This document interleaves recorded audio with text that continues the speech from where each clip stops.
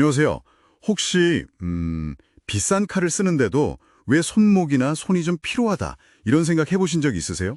아, 네. 그런 경우 꽤 있죠. 오늘 저희가 함께 살펴볼 자료가 바로 그 칼, 손잡이에 숨겨진 인체공학, 그리고 맞춤 예작으로 유명한 이선생 목방의 철학에 대한 글이거든요. 흥미로운 주제네요. 네, 칼날만큼이나 중요한 이 손잡이가 어떻게 작업 효율이랑 편안함에 직접적인 영향을 미치는지 그 숨겨진 과학을 한번 파헤쳐보는 겁니다. 아주 중요한 지점이죠.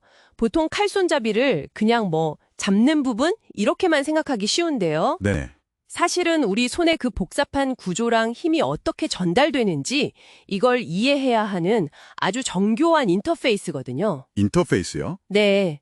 생각보다 훨씬 깊은 과학, 그러니까 인체공학이 담겨 있어요. 단순히 편하다 이걸 넘어서서요. 어떻게 하면 가장 적은 힘으로 최대 효과를 낼까? 이런 고민이 담겨 있는 거죠. 네, 맞아요.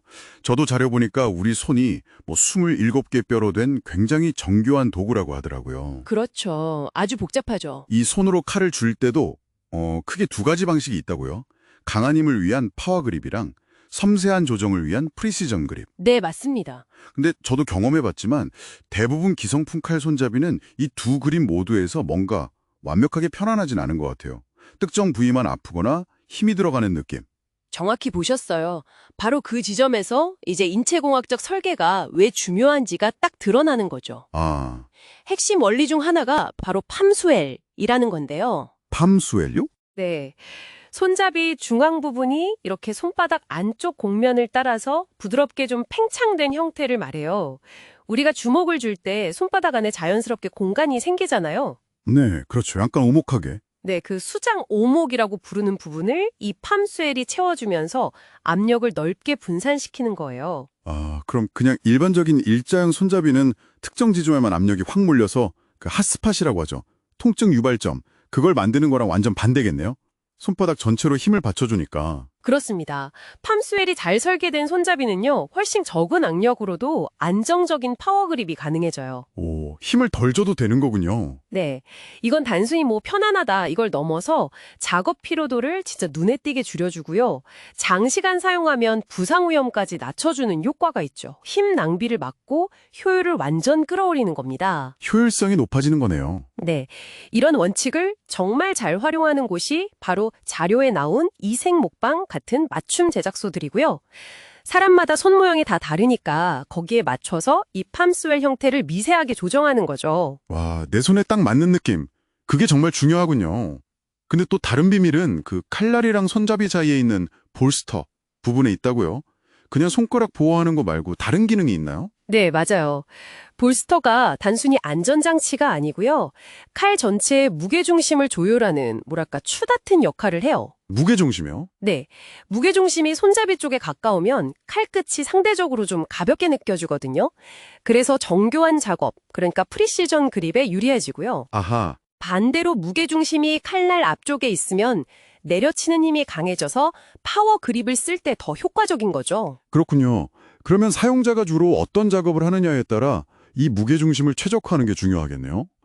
채소를 많이 썼는지 아니면 큰 고기 덩어리를 다루는지 이런 거에 따라서요. 바로 그겁니다. 맞춤 제작에서는 이런 사용자의 주된 용도까지 다 고려해서 볼스터각이나 재질 같은 걸로 무게중심을 세밀하게 조절해요. 디테일하네요. 그렇죠. 형태뿐 아니라 재료랑 표면 처리도 되게 중요해요. 특히 물기나 기름기 같은 거 묻었을 때 안 미끄러지는 그립감이 중요하죠. 맞아요. 요리하다 보면 손에 묻을 일이 진짜 많으니까요.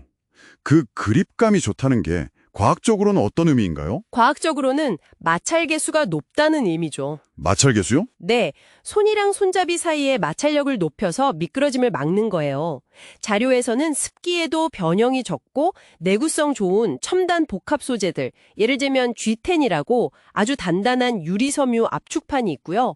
아니면 카본 파이버, 탄소섬유 아시죠? 가볍고 강한 거. 네네, 들어갔어요. 그런 재료들을 언급하고 있어요. 아니면 또 나무의 그 예쁜 외관이랑 안정성을 동시에 담은 안정화 목재 같은 것도 있고요. 아, 그럼 재료 자체 특성도 중요하지만 그 표면 가공 같은 것도 있더라고요.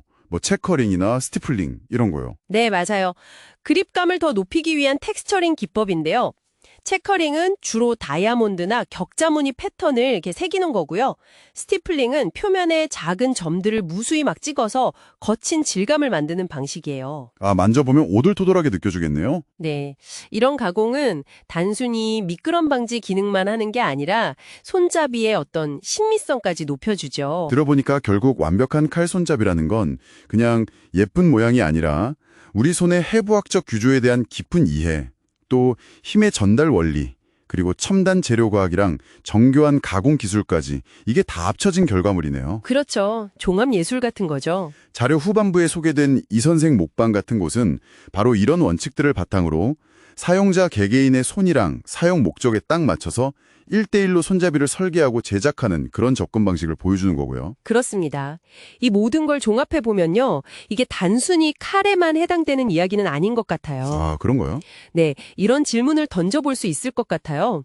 우리가 매일 쓰는 수많은 도구들 있잖아요. 뭐 하다못해 컴퓨터 마우스나 드라이버 같은 것들조차도요. 네. 이런 것들이 만약 이 칼 손잡이의 원리처럼 당신의 신체적 특징이나 작업 방식에 맞춰서 인체공학적으로 최적화된다면 우리 일상이 얼마나 더 편안하고 효율적으로 바뀔 수 있을까요? 와, 생각 못 해봤네요. 어쩌면 우리는 그냥 평균적인 사용자를 위해 디자인된 세상 속에서 사실 개인에게 최적화됐을 때 발휘될 수 있는 잠재력의 상당 부분을 그냥 놓치고 있는 건 아닐까요? 한번 깊이 생각해 볼 만한 화두인 것 같습니다.